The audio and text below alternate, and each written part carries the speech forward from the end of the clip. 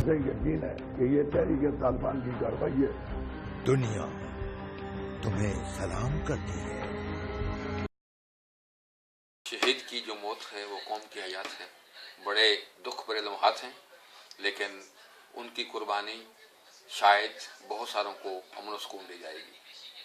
قومیں اسی طرح بنتی ہیں اور زندہ قومیں قربانی کے بغیر نہیں بن سکتی، ناکام رہ سکتی۔ راہ حق کے شہید و وفا کی تصویر ہو، وطن کی ہوائیں تمہیں سلام کہتی ہیں۔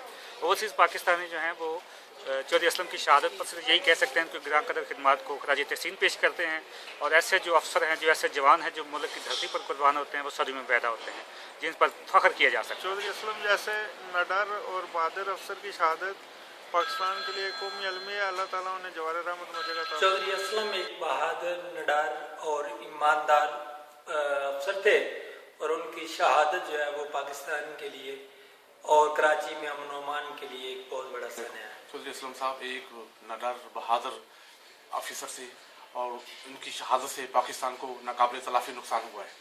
ہم اس کی پرزور مذمت۔ چودھری اسلم کراچی پولیس کا ایک عظیم اور نڈر لیڈر جو ٹی ٹی پی کے خلاف ایکشن میں تھا، اور اس کی وجہ سے کراچی ایک محفوظ شہر تھا۔ چودھری اسلم بیسک اسلم خان ایک ایڈوکیٹ کا بیٹا منسرے کے گاؤں ڈڈیال سے تعلق رکھتا تھا۔